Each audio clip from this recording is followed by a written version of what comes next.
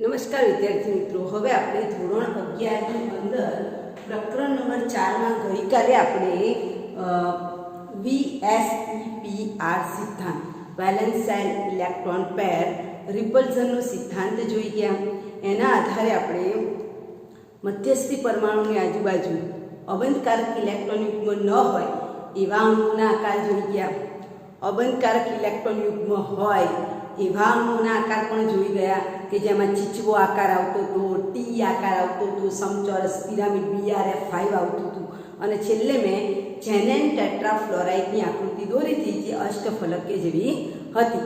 તો એના પછી આગળ 4.8 નંબરના કોષ્ટકમાં તમને કેટલાક બંધારણો આપેલા છે અને એ બંધારણની અંદર ફોર એક્ઝામ્પલ એમોનિયા છે તો એમાં સંકરણ sp3 છે તો બંધખૂણો 109 નથી, 107 છે. એવી રીતે પાણીની અંદર પણ સંકરણ તો sp3 જ છે તો બંધખૂણો 109 ડિગ્રી નથી, એ ખૂણો 104 ડિગ્રી છે. તો શા માટે એ કારણ પહેલાં આપણે જોઈશું. તો કારણ લખજો. પ્રશ્નની અંદર આપણે કારણ લખીશું. કારણમાં આપણે લખીશું કે મિથેન અને પ્રશ્ન લખ્યો મિથેન એમોનિયા અને પાણી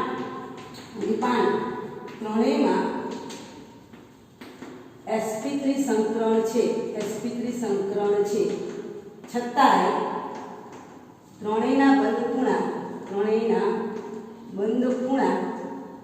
જુદા જુદા છે. શા માટે ત્રણેયના બંધખૂણા જુદા જુદા છે? શા માટે? આ પ્રશ્ન તમને પરીક્ષામાં પૂછાશે એટલે IMP કરીને લખી નાખો. બરાબર.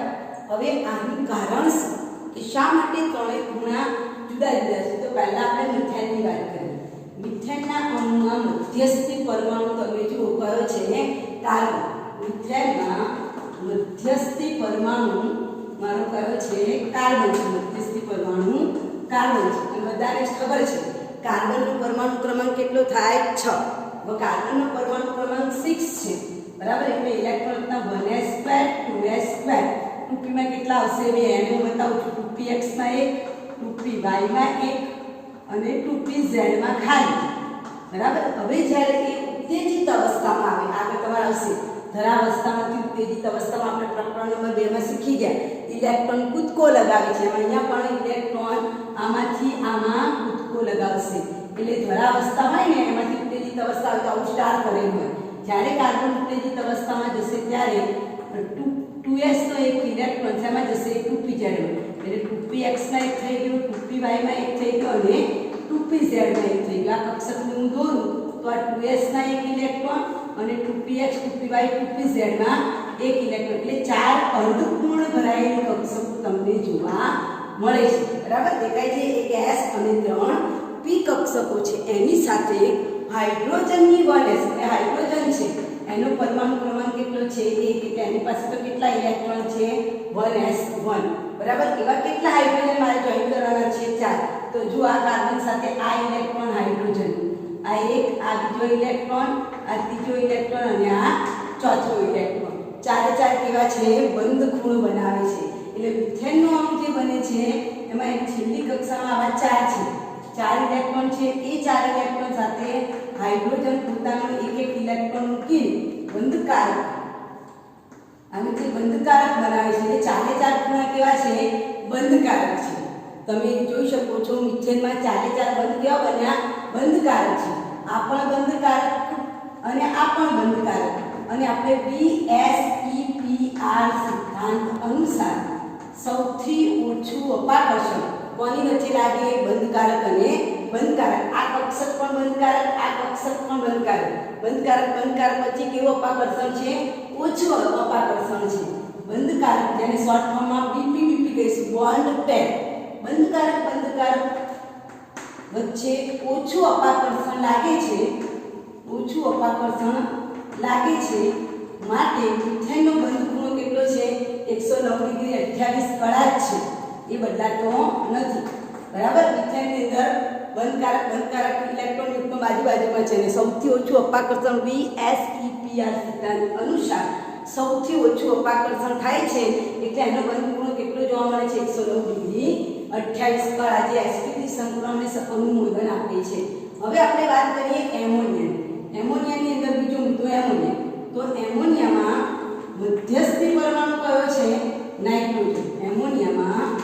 મધ્યસ્થી પરમાણુ કયો છે?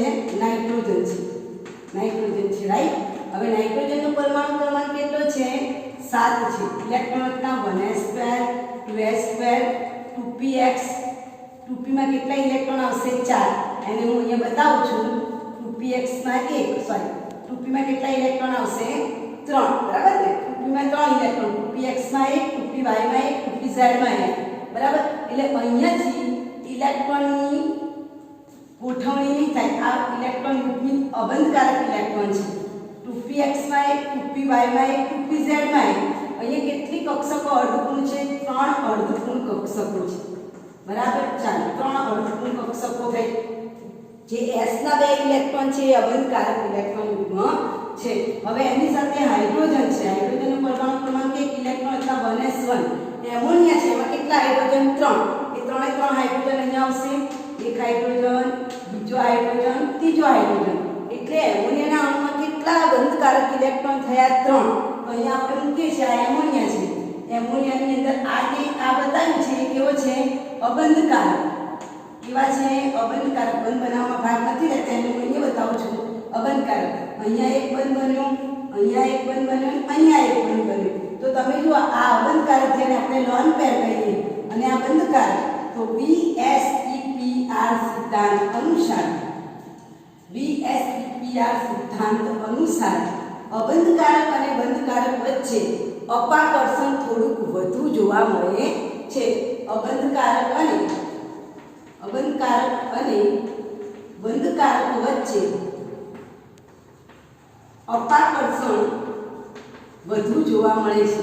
હવે અપાકર્ષણ તમે જો માથા ઉપર અબંધકારક ઇલેક્ટ્રોન યુગ્મ છે એ ઇલેક્ટ્રોન અપાકર્ષણ કરે બે અમને બીજાથી દૂર જાય એટલે આ ખૂણો થોડો કામ વળે છે. આ માથા ઉપર માની લો કે અબંધકારક ઇલેક્ટ્રોન યુગ્મ છે, ઉપરથી પેલો આમ કરે છે એટલે સ્વાભાવિક છે કે આ ખૂણો આમ હશે તો આમ થશે. સમજાય છે તમને? આ ખૂણો ધારો કે અત્યારે 109 નો છે પણ ઉપરના ઇલેક્ટ્રોન છે એ અપાકર્ષણ કરે છે એટલે આ ખૂણો આમ અંદરની તરફ ખસે છે. તો અહીંયા અપાકર્ષણ વધુ થાય છે માટે બંધ ખૂણો શું થશે? સંકોચાય. બંધ ખૂણો અંદરની તરફ ખસે છે. અંદર તરફ ખસે છે. એનો મતલબ કે જે 109 ડિગ્રી 28 કળા હતું એને કોણ અડે છે? આ અબંધકારક અને બંધકારક. એના વચ્ચેનું અપાકર્ષણ વધારે થાય છે. અને વધારે થવાના કારણે ઉપરથી બે આમ અપાકર્ષણ કરે, એકબીજાથી દૂર જાય. અહીંથી હાઇડ્રોજન આમ અપાકર્ષણ કરે છે, અહીંથી આમ અપાકર્ષણ કરે છે. આ જે ખૂણો છે એ થોડો અંદર જતો રહેશે એટલે એનો ખૂણો ઘટીને કેટલો થાય છે? 107 અંશનો થાય છે. ખ્યાલ આવ્યો? કેમ? કારણ કે એમાં કયા આવે છે? અબંધકારક અને બંધકારક. એના વચ્ચે જોઈ શકાય તેવું અપાકર્ષણ થાય છે અને અપાકર્ષણ થવાના કારણે ઉપરથી અપાકર્ષણ થાય છે એટલે બંધ ખૂણો અંદરની તરફ ખસે છે. એટલે બંધ ખૂણો 109 ડિગ્રીથી ઘટીને કેટલો થઈ જાય છે? 107. કેમ? અબંધકારક અને બંધકારક વચ્ચે અપાકર્ષણ થતું હોવાના કારણે. હવે આપણે પાણીના અણુની વાત કરીએ કે પાણીના અણુનો બંધ ખૂણો તો ડાયરેક્ટ જ 104 થઈ જાય છે. તો એનું કારણ શું? તો એનું કારણ હવે આપણે રજૂ કરીએ. આ પુસ્તિકા રજૂ લખી નાખ્યું તમે લોકો. હવે આપણે પાણીના અણુની વાત કરીએ તો પાણીનો મધ્યસ્થી પરમાણુ કયો છે? ઓક્સિજન. હવે આપણે પાણીની વાત કરીએ તો H2O માં મધ્યસ્થી પરમાણુ કયો છે? ઓક્સિજન છે. અને ઓક્સિજનનો પરમાણુ ક્રમાંક કેટલો છે? 8. અને 8 જે ઇલેક્ટ્રોનના 1s2 2s2 2p માં 4 ઇલેક્ટ્રોન. 2p માં 4 એટલે આપણે બતાવીશું 1 2 3 અને 4. એટલે આ ઇલેક્ટ્રોન અબંધકારક, આ પણ અબંધકારક. અહીંયા બતાવું છું. 2s ના 2 ઇલેક્ટ્રોન, 2p ના 2 ઇલેક્ટ્રોન, 2px માં 1 અને 2py માં 1. અહીંયા આ 2 ઇલેક્ટ્રોન કેવા છે? અબંધકારક. અહીંયા આ 2 કેવા છે? 2 અર્ધપૂર્ણ ભરાયેલી કક્ષકો છે. તો અર્ધપૂર્ણ ભરાયેલી કક્ષકો સામે બીજા 2 હાઇડ્રોજન એને મળશે. ચાલો હાઇડ્રોજન કેટલા લેવાના છે? આપણે પાણીમાં 2 જ હાઇડ્રોજન છે. એવા હાઇડ્રોજનની ઇલેક્ટ્રોનના 1s1. તો અહીંયા એક હાઇડ્રોજન આની સાથે જોડાશે, એક હાઇડ્રોજન અહીંયા, જેને આપણે સંકરણ કહીએ છીએ. નેક્સ્ટ ટોપિકમાં આવશે. બરાબર. એનો મતલબ કે આપણો જે ઓક્સિજન છે એની પાસે આવી રીતે 2 અબંધકારક ઇલેક્ટ્રોન યુગ્મ છે. બરાબર. અને નીચે 2 બંધકારક ઇલેક્ટ્રોન યુગ્મ છે. હવે તમે અહીંયા જુઓ કે VSEPR સિદ્ધાંત અનુસાર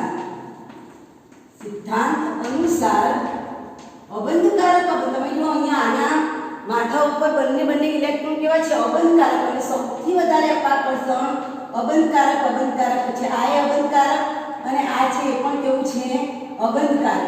તો VSEPR સિદ્ધાંત અનુસાર તમે જુઓ સૌથી વધારે અપાકર્ષણ કોની વચ્ચે થાય અબંધકારક ઇલેક્ટ્રોનનો વચ્ચે. એટલે તમે પેલા ઓક્સિજનના માથાવાળા બે પાંખ્યા આગળ આમ જવા દે છે આ આમ જવા દે છે એટલે આનો જે ખૂણો આમ છે વધારે પડતો અંદરની તરફ વળે છે બરાબર. આ જે ખૂણો છે એ વધુ પડતો અંદરની તરફ વળી જાય છે એટલે 109 માંથી ઘટીને ડાયરેક્ટ કેટલો થઈ જશે 104.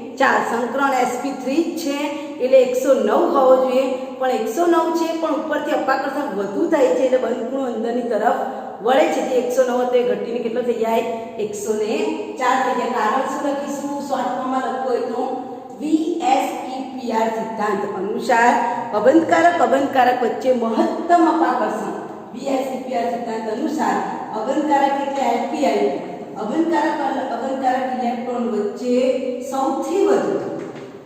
સૌથી વધુ અપાકર્ષણ થાય છે અને સૌથી વધુ અપાકર્ષણ થાય છે માટે બંધ ખૂણો અંદર તરફ વધુ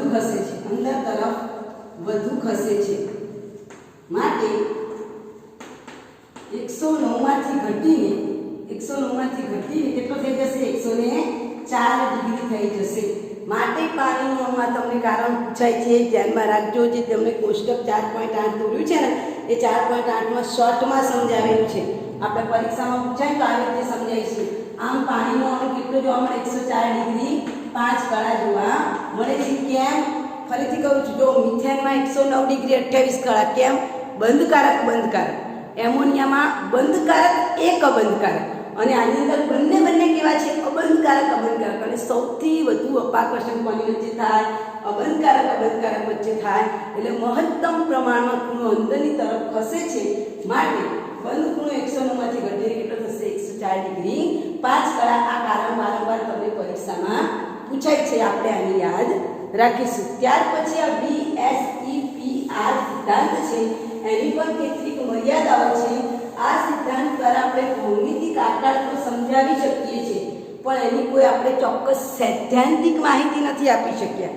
એટલે આ VSEPR સિદ્ધાંત પણ નિષ્ફળ ગયો અને ક્વોન્ટમ યાંત્રિકી પર આધારિત બે નવા સિદ્ધાંતો આવ્યા VB સિદ્ધાંત અને MO સિદ્ધાંત. એટલે હવે આપણે ત્રીજા સિદ્ધાંતની વાત કરવાના છે. રિપીટ કરું છું હવે આ સિદ્ધાંત નિષ્ફળ ગયો. કેમ નિષ્ફળ ગયો કે તે અણુનો આકાર તો બતાવે છે પણ એની કોઈ સૈદ્ધાંતિક માહિતી આપી શકતો નથી.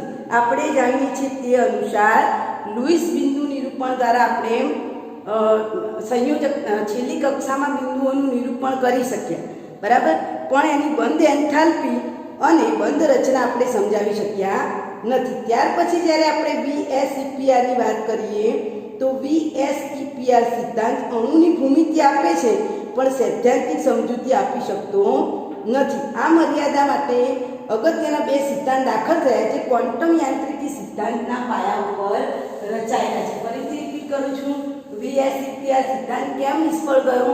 એ અણુઓનો આકાર તો દર્શાવી શકે છે પણ એની કોઈ સૈદ્ધાંતિક સાબિતી આપી શકતો નથી. એટલે ક્વોન્ટમ યંત્રશાસ્ત્રના જે નવા સિદ્ધાંતો બહાર આવ્યા જેનું નામ છે VB સિદ્ધાંત અને MO સિદ્ધાંત. એનું શોર્ટ એટલે હવે આપણે ત્રીજો સિદ્ધાંત જોઈશું.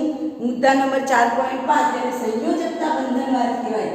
મુદ્દા નંબર 4.5 સંયોજકતા બંધનવાદ જેને વેલેન્સ બોન્ડ ઇંગ્લિશમાં એને વેલેન્સ બોન્ડ થિયરી કહેવાય બરાબર. વેલેન્સ બોન્ડ થિયરી જેને શોર્ટ ફોર્મ બોલવું હોય તો VB સિદ્ધાંત. કયો સિદ્ધાંત કહેવાય? VB સિદ્ધાંત કહેવામાં આવે છે. આ સંયોજકતા બંધનવાદ રિપીટ કરું છું લુઈસ દ્વારા તમે અણુના આકાર અંગે ખાલી મદદરૂપ મળી હતી. આકાર જણાવી શકતા નહોતા તો એનાથી આગળ VSEPR અણુનો આકાર જણાવી શકે છે પણ અણુના આકારની કોઈ સૈદ્ધાંતિક માહિતી આપી શક્યો નથી.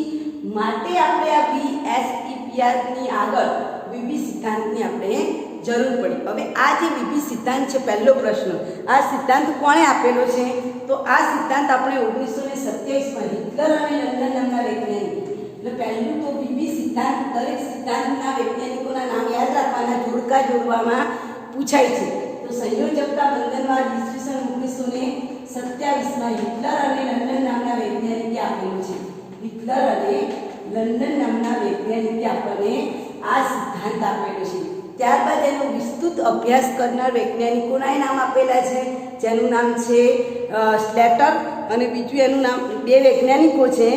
એક વૈજ્ઞાનિક છે લિનસ પાઉલી. આનો જે વિકાસ કરો વિસ્તૃત અભ્યાસ, આ વિસ્તૃત અભ્યાસ કયા બે વૈજ્ઞાનિકોએ કરેલો છે? આપ્યો છે કોણે? હિટલર અને લંડન નામના વૈજ્ઞાનિક.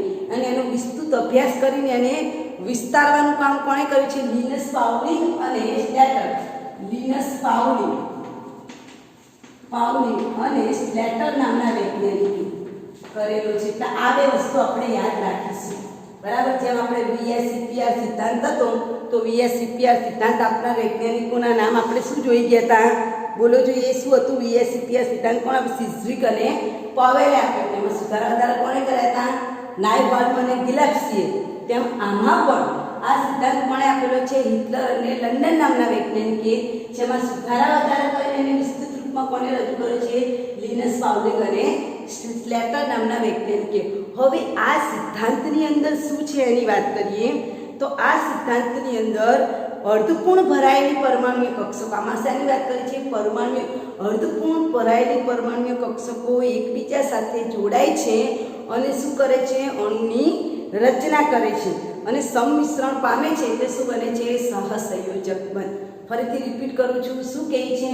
આ જે સિદ્ધાંત છે આમાં શું બતાવેલું છે કે બંને પરમાણુની અર્ધપૂર્ણ ભરાયેલી કક્ષકોનું શું થશે? સંમિશ્રણ થાય અને સંમિશ્રણ થવાથી શું બને છે?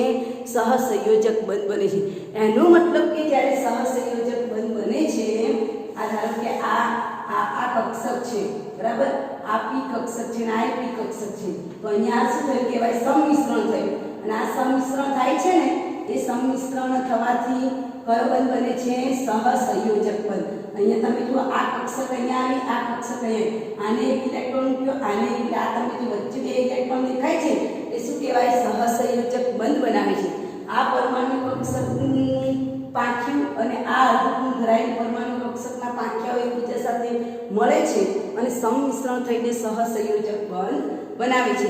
એનો મતલબ કે સહસંયોગ, એક પરમાણુની એક અર્ધપૂર્ણ ભરાયેલી કક્ષક બીજા પરમાણુની અર્ધપૂર્ણ ભરાયેલી કક્ષક સાથે સહસંયોજક બંધ રચે છે. આમ સંયોજાતા પરમાણુઓમાં એક ઇલેક્ટ્રોન બીજા પરમાણુનો હોય, આમ સંયોજાતા પરમાણુમાં ઇલેક્ટ્રોનની ભાગીદારી થાય છે. જુઓ, ઇલેક્ટ્રોનની ભાગીદારી થઈને શું બને છે? સહસંયોજક બંધ બને છે. ક્યારેક એવું પણ બને કે આ પરમાણુ પાસે બે ઇલેક્ટ્રોન હોય અને એની પાસે જે સંમિશ્રણ કરવાવાળો છે ને, એની પાસે એક પણ ઇલેક્ટ્રોન ના હોય, તો એ કયા પ્રકારનું બંધ બને? વિશિષ્ટ પ્રકારનું, જેને સવર્ગ સહસંયોજક બંધ કહેવાય. એટલે વ્યાખ્યા તમને પૂછાય, સવર્ગ સહસંયોજક બંધ એટલે શું? તો લખી નાખ્યું, સવર્ગ સહસંયોજક બંધ એટલે બંધ બનાવવા માટે જરૂરી બે ઇલેક્ટ્રોન યુગ્મનું જોડકું કોઈ એક જ પરમાણુ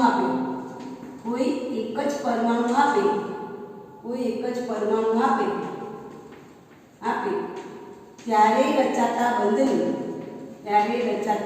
શું કહેવાય?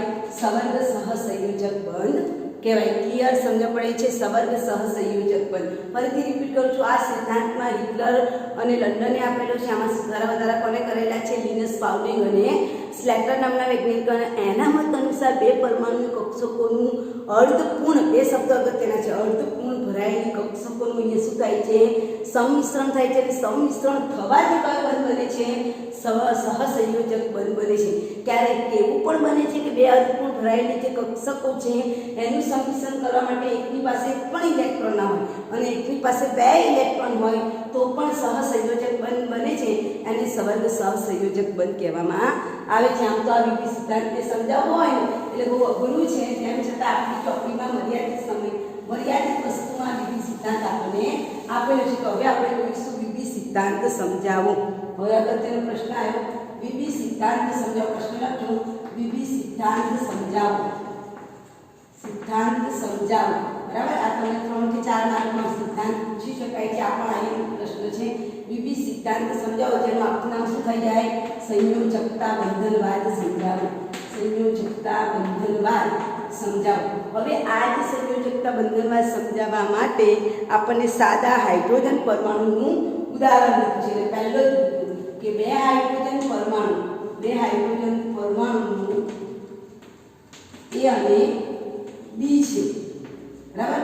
ધારો કે હાઇડ્રોજન પરમાણુ H છે અને બીજો હાઇડ્રોજન પરમાણુ કયો છે? Hb છે. બે હાઇડ્રોજન પરમાણુ H અને Hb છે. બે હાઇડ્રોજન પરમાણુ A અને B છે. તેના કેન્દ્ર એટલે ન્યુક્લિયસ, તેના કેન્દ્રો અનુક્રમે, તેના પરમાણુના કેન્દ્રો અનુક્રમે કયા છે? Na અને Nb છે. તેમજ તેના ઇલેક્ટ્રોન અનુક્રમે E અને Eb છે. ફરીથી રજૂ કરું છું કે હાઇડ્રોજન, બે હાઇડ્રોજન પરમાણુઓ છે. કયા? H અને H. જેના કેન્દ્રો એટલે ન્યુક્લિયસ, ઇંગ્લિશમાં ન્યુક્લિયસ કહેવાય, એટલે આને લખ્યું છે Na અને Nb છે. અને તેના ઇલેક્ટ્રોન જે છે એને કયો સિમ્બોલ આપ્યો છે? E અને Eb આપ્યો છે. હવે જ્યારે પરમાણુ એકબીજાની નજીક આવે છે ત્યારે એની વચ્ચે, જ્યારે એકબીજાથી દૂર હોય છે ત્યારે કોઈ પણ પ્રકારનું આકર્ષણ કે અપાકર્ષણ લાગતું નથી, પરંતુ જ્યારે તે એકબીજાની નજીક આવે છે ત્યારે આકર્ષણ અને અપાકર્ષણ બળો લાગે છે. અણુ જ્યારે એકબીજાથી દૂર હોય છે, પરમાણુ જ્યારે એકબીજાથી દૂર હોય છે ત્યારે કોઈ પણ પ્રકારનું આકર્ષણ કે અપાકર્ષણ બળ લાગતું નથી. પરંતુ જ્યારે બે પરમાણુ એકબીજાની નજીક આવે છે, જ્યારે બે પરમાણુ એકબીજાની નજીક આવે છે ત્યારે બે પરમાણુ જ્યારે એકબીજાની નજીક આવે ત્યારે શું લાગે છે? આકર્ષણ અને અપાકર્ષણ બળ લાગે છે. જ્યારે બે પરમાણુ એકબીજાની નજીક આવે છે ત્યારે આકર્ષણ અને અપાકર્ષણ બળ લાગે છે, જેની માત્રા નીચે પ્રમાણે છે. આકર્ષણ બળ અને અપાકર્ષણ બળ લાગે છે જેની માત્રા નીચે પ્રમાણે છે.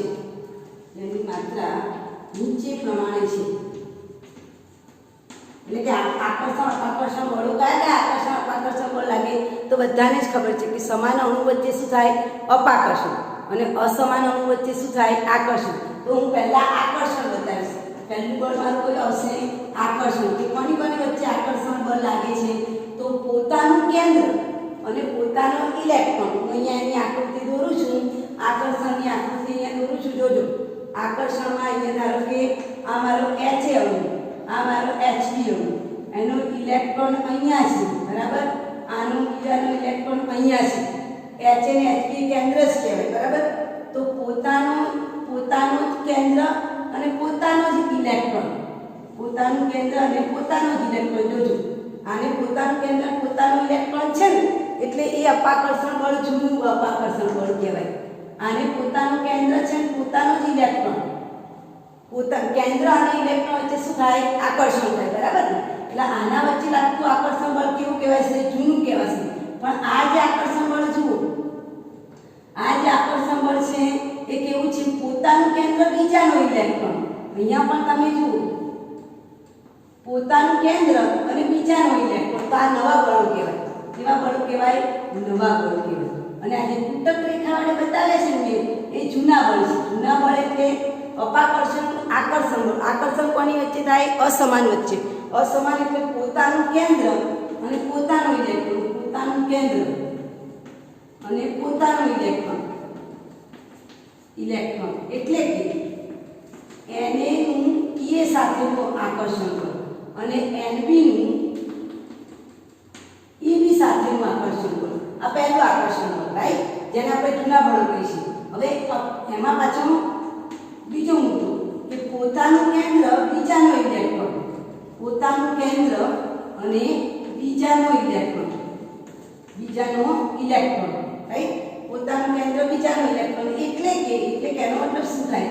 કે Na એ પરમાણુનું તમે કેન્દ્ર લો તો B નો ઇલેક્ટ્રોન લેવાનો, B નું કેન્દ્ર લો તો A નો ઇલેક્ટ્રોન લેવાનો. અહીંયા મેં A નું કેન્દ્ર લીધું તો B નો ઇલેક્ટ્રોન સાથે આકર્ષણ થાય. B નું કેન્દ્ર લઉં તો મારા એની સાથે શું થશે આકર્ષણ બળ. તે મેં ઉપર આકૃતિમાં તમને બતાવી છે. તો આ થઈ ગઈ તમારી આકર્ષણ બળ. હવે અપાકર્ષણ લાગશે. હવે બીજું એમાં બીજો મુદ્દો અપાકર્ષણ. તો અપાકર્ષણ પણ બે પ્રકારનું અપાકર્ષણ બળ થશે. કેન્દ્ર કેન્દ્ર સમાન છે. કેન્દ્ર કેન્દ્ર વચ્ચે અપાકર્ષણ અને ઇલેક્ટ્રોન ઇલેક્ટ્રોન વચ્ચે અપાકર્ષણ. બરાબર. અને હું એની આકૃતિ પણ દોરું છું. આ HA અને HB કેન્દ્ર છે. કેન્દ્ર કેન્દ્ર વચ્ચે અપાકર્ષણ અને ઇલેક્ટ્રોન ઇલેક્ટ્રોન વચ્ચે એ અને EB ઇલેક્ટ્રોન ઇલેક્ટ્રોન વચ્ચે શું કહેવાય અપાકર્ષણ. તો આ આકૃતિ બની છે અપાકર્ષણની છે. બરાબર. અને ચોકડી જેવી દેખાય છે કાની આકૃતિ છે અપાકર્ષણ. તો કેન્દ્ર કેન્દ્ર વચ્ચે પહેલું અપાકર્ષણ બળ. કેન્દ્ર કેન્દ્ર વચ્ચે કેન્દ્ર અને બે કેન્દ્રો વચ્ચે લાગતું અપાકર્ષણ બળ. બે કેન્દ્રો વચ્ચે લાગતું અપાકર્ષણ બળ. અપાકર્ષણ બળ એટલે કયા બે કેન્દ્રો Na અને Nb વચ્ચે અપાકર્ષણ થાય. એવી રીતે સમાન વચ્ચે અપાકર્ષણ થાય. Na નું કેન્દ્ર Nb. એવી રીતે E અને EB એવી રીતે અપાકર્ષણ બળ કોની વચ્ચે લાગશે બે ઇલેક્ટ્રોન વચ્ચે. બે કેન્દ્ર વચ્ચે હવે બે ઇલેક્ટ્રોન વચ્ચે લાગતું અપાકર્ષણ બળ. બે ઇલેક્ટ્રોન વચ્ચે લાગતું અપાકર્ષણ બળ એટલે શું E અને EB વચ્ચે લાગતું અપાકર્ષણ બળ. રાઈટ. તો મેં પહેલી આકૃતિ દોરી છે એ શાની દોરેલી છે આકર્ષણની દોરેલી છે કે જેમાં પોતાનું કેન્દ્ર પોતાનો જ ઇલેક્ટ્રોન. બરાબર. Ha હોય તો E જ આવે, Hb હોય તો EB જ આવે. પણ ક્યારેક એવું પણ બને કે પોતાનું કેન્દ્ર બીજાના ઇલેક્ટ્રોન પ્રત્યે પણ આકર્ષણ થાય. એટલે આ જે નવું બળ છે ને પોતાનું કેન્દ્ર બીજાનો ઇલેક્ટ્રોન. અહીંયા પણ જો B નું કેન્દ્ર છે અને A નો ઇલેક્ટ્રોન છે. અહીંયા A નું કેન્દ્ર છે અને B નો ઇલેક્ટ્રોન છે. રાઈટ. તો આવા બે આકર્ષણ બળ અને બે અપાકર્ષણ બળ એટલે સમાન હોવું. ઇલેક્ટ્રોન ઇલેક્ટ્રોન વચ્ચે અપાકર્ષણ અને કેન્દ્ર કેન્દ્ર વચ્ચે અપાકર્ષણ જોવા મળે છે. હવે જ્યારે પરમાણુ એકબીજાની નજીક આવે છે ત્યારે પ્રાયોગિક રીતે એવું સાબિત થયું છે કે અપાકર્ષણ બળ કરતાં આકર્ષણ બળની માત્રા વધુ હોય છે. એટલે પરમાણુ એકબીજાની નજીક જાય છે અને એની ઊર્જા ઓછી થઈ જાય છે અને શું બનાવે છે સહસંયોજક બળ. રિપીટ કરું છું. પ્રાયોગિક રીતે સાબિત થયું છે કે અપાકર્ષણ બળો કરતાં આકર્ષણ બળોની માત્રા વધુ હોય. આકર્ષણ હોય તો ઝડપથી ખેંચાય. આકર્ષણ બળોની માત્રા વધુ હોય છે એટલે પરમાણુ વધુ એકબીજાની નજીક જાય છે અને એની ઊર્જા ન્યૂનતમ થઈ જાય. ઉપરાંત ત્યાં સુધી એકબીજાની નજીક જશે જ્યાં સુધી અપાકર્ષણ બળ અને આકર્ષણ બળો સંતુલિત ન થઈ જાય ત્યાં સુધી. આ વાક્ય ખાસ લખજો. રિપીટ કરું છું. સૈદ્ધાંતિક રીતે પ્રાયોગિક રીતે સાબિત થયું છે કે આકર્ષણ બળોની માત્રા અપાકર્ષણ બળોની માત્રા કરતાં વધુ છે. માટે અણુ એકબીજાની નજીક જશે. એકબીજાની નજીક જશે એટલે ઊર્જાનું મૂલ્ય ઘટે છે અને ત્યાં સુધી એકબીજાની નજીક જશે જ્યાં સુધી આકર્ષણ અને અપાકર્ષણ બળોની માત્રા સરખી ન થઈ જાય ત્યાં સુધી. જ્યારે બંને બળો સરખા થઈ જશે ત્યારે સંમિશ્રણ થવાની પ્રક્રિયા અટકી જાય છે અને એના દ્વારા કયો બંધ બને છે સહસંયોજક બંધ બને છે. અને બે હાઇડ્રોજન અણુ એકબીજા સાથે આમ સહસંયોજક બંધથી જોડાય તો એની જે બંધ લંબાઈ તમને કેટલી જોવા મળશે 74 પિકોમીટર જોવા મળે છે. રાઈટ. એનો મતલબ કે બે અણુ ભેગા થાય છે ત્યારે ઓછી ઊર્જાની જરૂર પડે છે. પણ આ જ બંધની મારે તોડવો હોય તો ધારો કે આ H2 અણુ છે એને તોડીને મારે આમ તોડી નાખવું છે તો તોડવા માટે વધારે શક્તિની જરૂર પડે. એની બંધન એન્થાલ્પીનું મૂલ્ય તમારી ચોપડીમાં આપેલું છે 435.8. આ બંધને તોડવો હોય તો 435.8 કિલોજૂલ પ્રતિ મોલ આપવી પડે. કારણ કે જ્યાં સુધી બે અલગ અલગ છે ત્યાં સુધી એની શક્તિ ઓછી છે. પણ બે પરમાણુ ભેગા થઈ જાય ને એટલે એની બંધ એન્થાલ્પી સહસંયોજક બંધ કેવો બને મજબૂત બને અને મજબૂત બને છે એટલે એને તોડવા માટે વધુ શક્તિની જરૂર પડે છે. ક્લિયર. તો આ રીતે આપણે સંયોજકતા બંધનવાદ સમજાવી શકીએ છીએ. Repeat again. સંયોજકતા બંધનવાદ કોને આપ્યું છે હિટલર અને લંડન નામના વૈજ્ઞાનિકે. એમાં સુધારો વધારો કોને કરેલો છે લિનસ પાઉલિંગ અને સ્લેટર નામના વૈજ્ઞાનિકે. આમાં આપણે હાઇડ્રોજન પરમાણુ લેવાના છે. એક હાઇડ્રોજન પરમાણુ Ha છે, બીજો હાઇડ્રોજન પરમાણુ Hb છે. પહેલાનું કેન્દ્ર Na, બીજાનું Nb, ઇલેક્ટ્રોન E અને EB. જ્યારે પરમાણુ હાઇડ્રોજનના પરમાણુ એકબીજાની નજીક આવે છે ત્યારે એની વચ્ચે શું લાગે છે આકર્ષણ અને અપાકર્ષણ બળ. આકર્ષણ એટલે પોતાનું કેન્દ્ર પોતાનો ઇલેક્ટ્રોન અને બીજું છે પોતાનું કેન્દ્ર બીજાનો ઇલેક્ટ્રોન. આવા બે આકર્ષણ લાગે. અને અપાકર્ષણ બળ એટલે કેન્દ્ર વચ્ચે લાગતું અપાકર્ષણ બળ. એ તમે જોઈ શકો છો.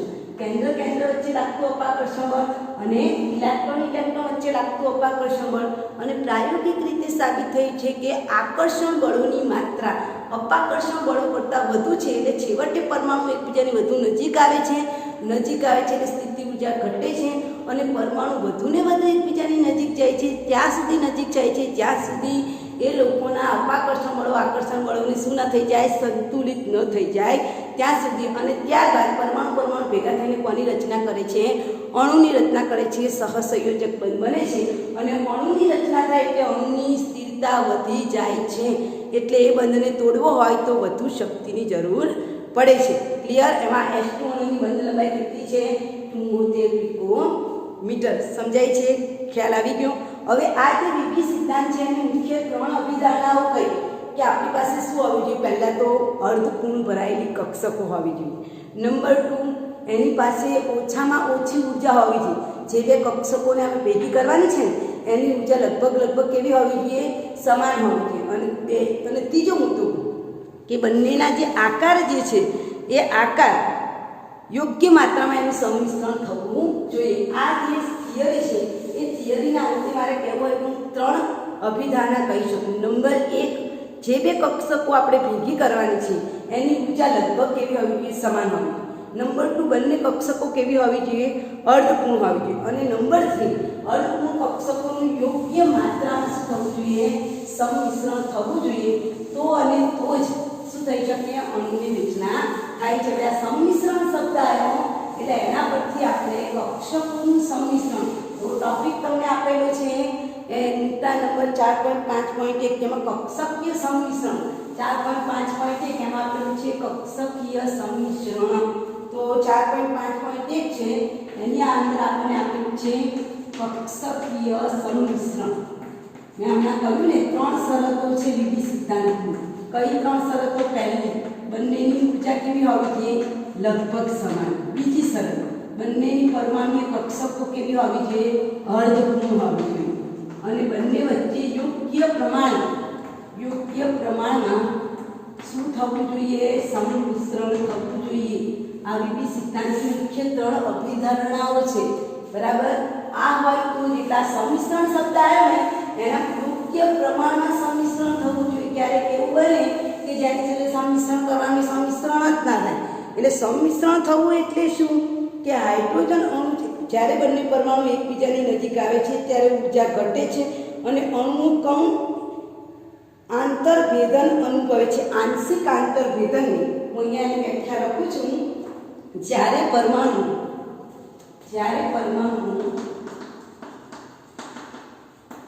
એકબીજાની નજીક આવે છે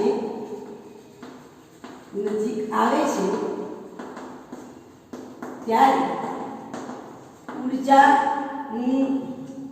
ઉર્જાનું મૂલ્ય ઘટે છે અને પરમાણુય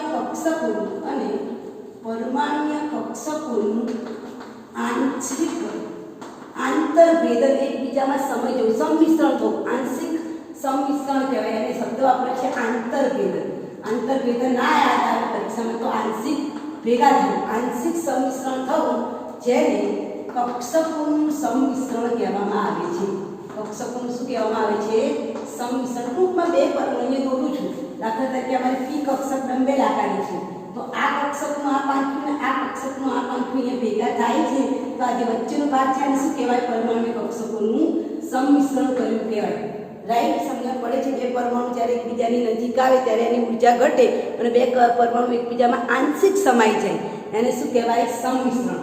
આ સંમિશ્રણ થાય ત્યારે ધન સંમિશ્રણ હોય. આ સંમિશ્રણ 3 પ્રકારનું છે: ધન સંમિશ્રણ, ઋણ સંમિશ્રણ અને શૂન્ય સંમિશ્રણ. તો આપણે જોઈએ કયા પ્રકારનું સંમિશ્રણ ક્યાં આગળ થાય છે એની આકૃતિ. બરાબર? ધન સંમિશ્રણ અહીંયા હું આકૃતિ દોરીશ કે ધન સંમિશ્રણની આકૃતિ દોરીશ. આ બાજુથી આકૃતિ દોરીશ કે ઋણ સંમિશ્રણ. ઋણ પાંખિયાઓ ભેગા થાય. જોજો તમે. ચાલો પહેલા ધન સંમિશ્રણની આકૃતિ દોરીએ તો એની અંદર તમે જો આપણે પી કક્ષક લો. પહેલી આકૃતિ દોરું છું એમાં પી કક્ષક લો. આ મારી પી ઝેડ કક્ષક છે.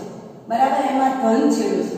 આ એનો કઈ કક્ષક કીધી મેં પીઝેડ કક્ષક અને આ મારી એસ કક્ષક છે બધાને ખબર છે એસ કક્ષક ગોળાકાર છે એમાં પ્લસ માઇનસ નો આવે બરાબર અહીંયા તમે જો આ બંને કક્ષકોનું અહીંયા સંમિશ્રણ થયું પ્લસ છેડો જોડાય છે તેને શું કહેવાય ધન સંમિશ્રણ કહેવાય કઈ કક્ષક પીઝેડ અને એસ કક્ષકો બરાબર ચાલો હવે હું ફરીથી બંને પીઝેડ કક્ષકો લઉં આ પીઝેડ કક્ષકનું પ્લસ પાંખ્યું અને આ પીઝેડ કક્ષકનું પણ પ્લસ પાંખ્યું તમે જુઓ બંને પીઝેડ કક્ષકો છે આ એક પીઝેડ કક્ષક આ એક પીઝેડ કક્ષક બંનેના કયા પાંખાઓને મેં ભેગા કર્યા છે હાઈલાઈટ કરું છું અહીંયા જુઓ કયા પાંખાઓને ભેગા કર્યા પ્લસ એટલે આના વચ્ચે પણ કેવું સંમિશ્રણ કહેવાય ધન સંમિશ્રણ કહેવાય એવી રીતે આપણે